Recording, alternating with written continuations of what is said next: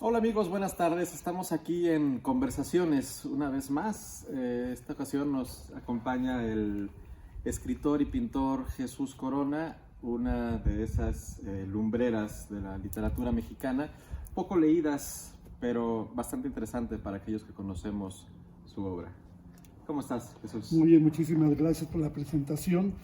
Efectivamente, soy poco conocido, mi literatura es difícil, como tú lo sabes, y eso inhibe a muchos lectores.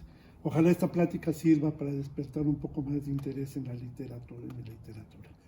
Efectivamente, pero algo que me parece muy interesante de tu obra y de muchos de los que escriben bajo tu misma línea es algo creo que también es admirable, el no buscar esa popularidad fácil o vana, ¿no? Como lo que vemos hoy en día en la música, de hacer música fácil, digerible, que se va a vender y ya no una música culta y compleja, que creo que eso es como podremos escribir tus libros, Jesús. Pues mira, realmente sí hay una dicotomía de pensamientos por el éxito y la posteridad.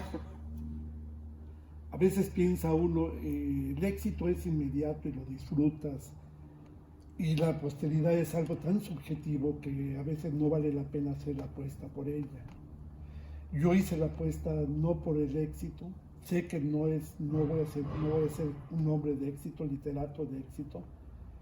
Entonces, pues no voy a cambiar, voy a seguir escribiendo así, y pues que sea el tiempo el que se encargue de juzgar mi obra. Una línea común que aparece en tu obra es precisamente esto de lo que hablas, ¿no? La dicotomía entre lo presente y ya sea el futuro o el pasado, lo tangible y lo intangible.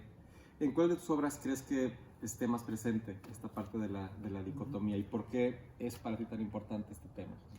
Mira, cuando uno tiene una vena de escritor, muchas veces no analizas por qué nace esa vena. Es muy difícil, ya naces con ella, la traes o no la traes.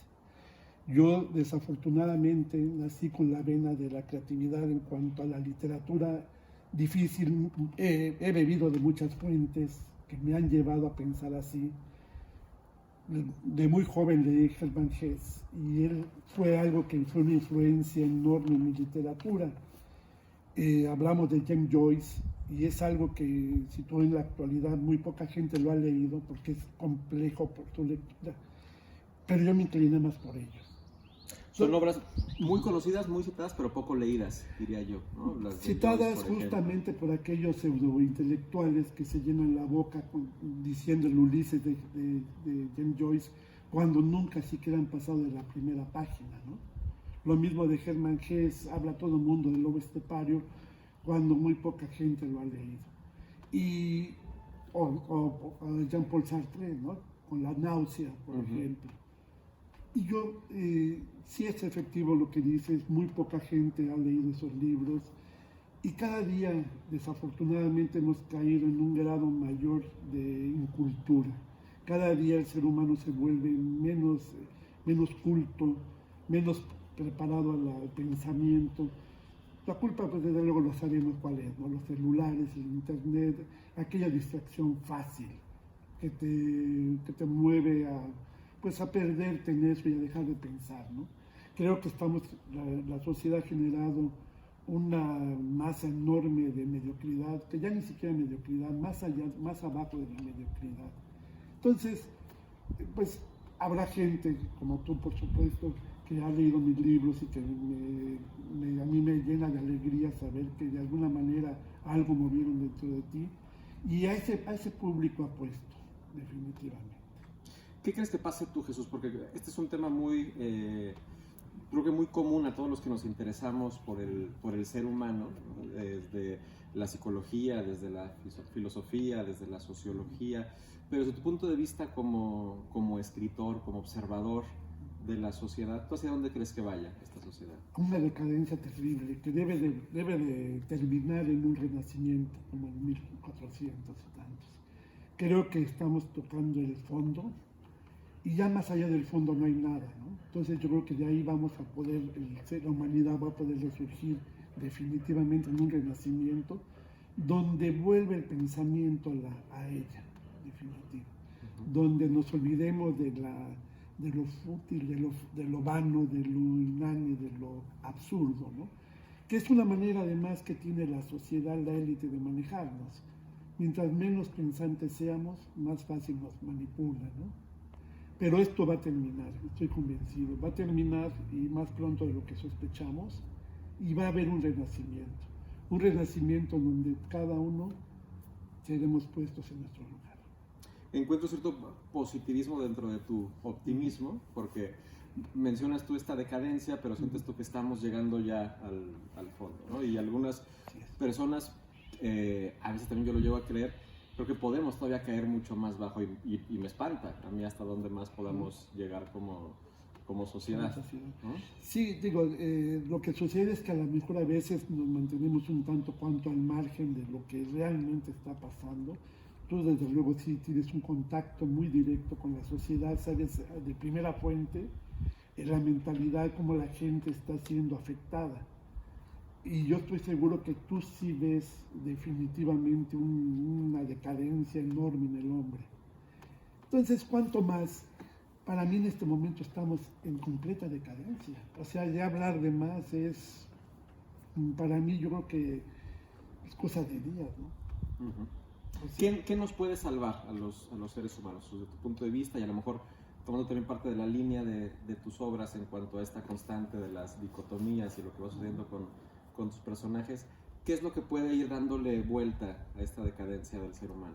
Pues mira, desafortunadamente solamente nos va a salvar el caer a lo más profundo, porque solamente hasta que estemos realmente en el fondo es cuando podremos resurgir. Mientras no lleguemos a eso, y vuelvo a repetirte, no creo que falte mucho, cada día ves el mundo más convulso, y solamente bajo hasta la última apreciación que tengas que sea negativa, es hasta cuando puedes empezar a ver lo positivo. Y es cuando el ser humano debe de resurgir. Yo en mi literatura, como es triste, por supuesto, siempre es muy oscura, siempre termina, una de mis novelas, La Soledad de un Semidios, son 12 horas antes de que se suicide el personaje. Hace una retrospección de toda su vida, pero al final de cuentas termina matándose. Entonces, ya lo spoilereaste para los que estaban sí, no, mira, es un libro tan antiguo. Va quedando claro eso desde el principio, cuando le abre, y es lo que lo parece también muy interesante, que lleva a una persona a quitarse la vida, ¿no? Pues en este caso es una frustración, desafortunadamente. Él apostó al éxito, en esta obra él apostó al éxito como artista y no lo logró. Entonces, es obvio que cuando tú buscas el éxito, no lo logras, es un vacío enorme, ¿no? Pero en ese vacío, él tiene momentos sublimes. En ese caer, en esas últimas 12 horas de su vida, es cuando empieza a hacer una introspección de de su infancia, de su juventud, de su madurez. Y es cuando él, en ese preciso momento, empieza a darse cuenta su capacidad y todo de lo que él podía haber logrado. Tristemente se corta las venas, se muere, y en eso termina. Queda una obra donde solamente será el éxito, ya no hablemos de éxito, aquí el éxito ya no existe, pero sí la posteridad, que solamente... Gracias a la oscuridad podemos ver la luz, ¿no? Y gracias al silencio podemos apreciar el sonido. Es un concepto siempre visto, si no hay negro no hay blanco, ¿no? Si no hay luz no hay oscuridad, efectivamente. Muy bien, Jesús. ¿Cuál dirías tú que es una obra que puede ser como introducción para conocer tu trabajo, para que lo puedas recomendar y hacer una especie de descripción para las personas que nos están viendo y escuchando? Te decía, La Soledad de un Semidios, yo creo que es el mejor libro que he escrito, pienso yo. Hay un libro de cuentos, Funesto Ubicuidad, también muy interesante. Tengo novelas que realmente no... hablo de La Soledad de un Semidios, Funesto Ubicuidad, de Improntum, porque sí han tenido bastante difusión. Hay novelas mías como El Inacible Aroma de la Nada, que no han tenido ninguna, casi cero difusión. Te puedo apostar que mucha gente que está oyendo esto ni siquiera la he oído mencionar. Y es una novela, para mi punto de vista, es una novela muy interesante que debería de ser leída. Ojalá esto sirva, ¿no? El verbo redivivo es otra novela. Esta novela, lo que llama la atención es que está en bastantes bibliotecas del mundo, en importantes bibliotecas del mundo, y ha de ser por algo, ¿no? Entonces, La soledad semidios, el cuento de funesta ubicuidad, el verbo impronto, todos no son, además son un poco de diferentes todas las novelas,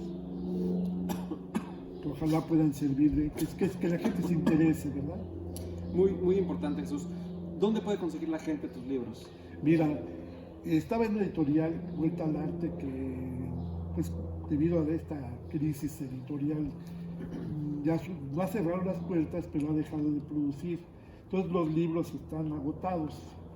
Pero si hay manera de, si tú me pides un libro, yo con mucho gusto te lo mando a tu correo, ¿no? O sea, digitalmente. Yo no quiero explotar yo los puedo mandar con muchísimo gusto. Ok, pues un medio ahí, dejamos la descripción también para que te puedan contactar.